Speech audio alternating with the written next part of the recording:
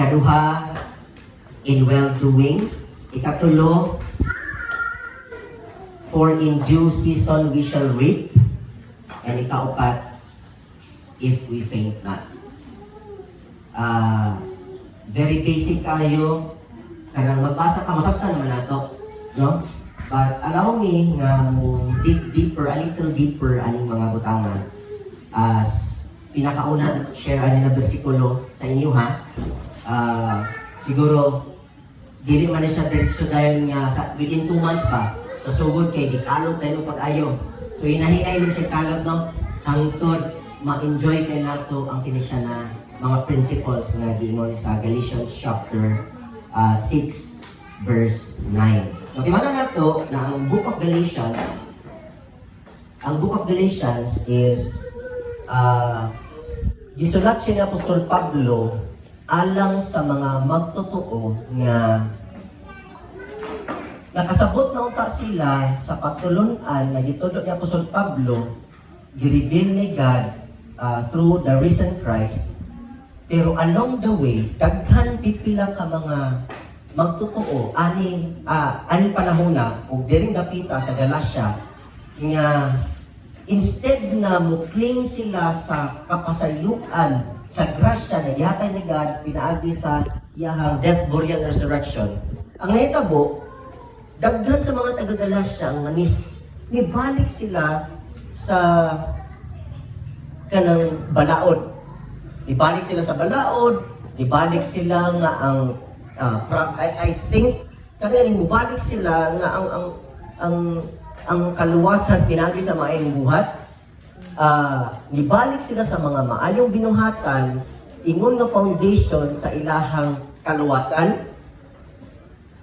Nibalik sila sa balaod ni Moses. And that is why the Apostle Paul was very, very disappointed sa ilaha. Kung sa iyang pagka-disappoint, na term na yung gigamit, giingon niya sa mga taga-Galacia, sa iyang term yan you foolish Galatians. Kamo na mga, sasibuano pa, kamo na mga buang na mga taga-Galacia. Kaya ganun, gihana ila sa Ginoo, gipresent ni Apostol Pablo ang kamatuoran pinagi sa revelation na gihatay ni God sa iyaha to the believers in Galatia, mga tao nga katong mga nasa synagogue and at the same time kinagsagol mo kuniti man na to ha mao na ay mix na mga pagtulunan nani tungod kinagsagol ni siya na ay ginatawag na Hellenistic Christian, kasabot mo Hellenistic Christian mo ni siya from the word Hellen,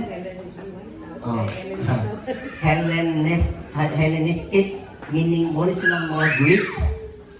Ang Greeks, ang term to the Jews and to the Greeks, kamatay mo sa mga terminology sa ginagamit ni Paul, to the Jews and to the Greeks, i-compare niya ang mga Hudiyo, ang Greeks, Hudiyo, o ni mga Israelites, o ni mga nagtuo sa Jewish religion, and ang mga Greeks nag-represent sa mga Gentile nations. Okay? Kay ang language sa tibuok kalibutan ato na time, kung sa atua karong panahon, ang murag universal language is ang English, ilang universal language sa una is Greek.